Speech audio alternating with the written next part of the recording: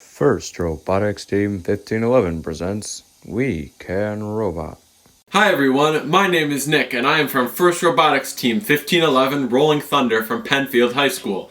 Being part of a robotics team means that my teammates, mentors, and I work to design, build, program, and compete with our robots. Our goal is to encourage students just like you to love science and technology just as much as we do. Last video we talked about Scratch and how you can use the program to make things move. This week we're going to talk about how we use 3D printing on our robot and its importance in our team and in the world.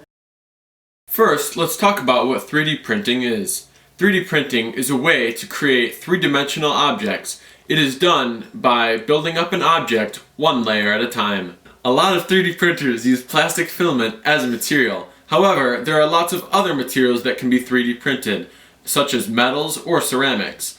Most 3D printers have a hot end, which heats up the filament and pushes or extrudes the filament through a small hole.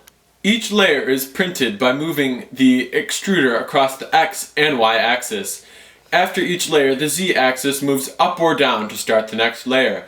This is why it is called 3D printing, because the printer moves across 3 axes rather than just 2, like a paper printer. A 3D printer moves its extruder based on instructions it gets from a computer file that is a 3D model of the object you want to print. 3D printers use these instructions to know which axis it has to move and when it has to move in order for the object to print correctly. So now that you know how a 3D printer works, let's talk about why our team uses 3D printers and how they help us. Since every year we make a different robot, we need new parts all the time. With a 3D printer, we can take our CAD or computer-aided design files and print them with our 3D printers. To learn more about how to make objects in CAD programs, check the description to watch episode 3, What is CAD, of this series. 3D printing parts can save us time and money, since we don't have to make a part by hand with metal or other materials. The quality of 3D printing also makes it great for prototyping new ideas.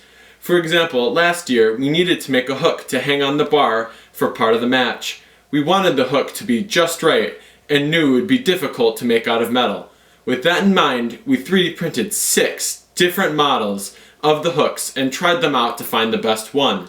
Using the 3D printer allowed us to make an intricate design very easy to produce. Printing parts for robots isn't the only thing 3D printers can be used for. Just about anything can be 3D printed. You can print fun things or things that can be really useful in science, technology, manufacturing, or even in your community.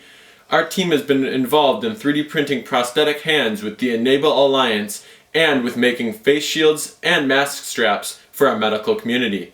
There are also lots of ways to share designs online, including websites like Thingiverse, which allow anyone to print shared designs. With 3D printing, you can be super creative with what you're going to print. With that, it's time for your activity. I want you to think about what you would 3D print if you had the opportunity to do so. You can draw it out on paper or even create it online using a CAD program like Tinkercad. The possibilities are endless, so we want to know what you do.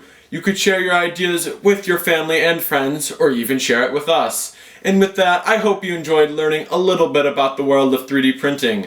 Have fun and stay safe.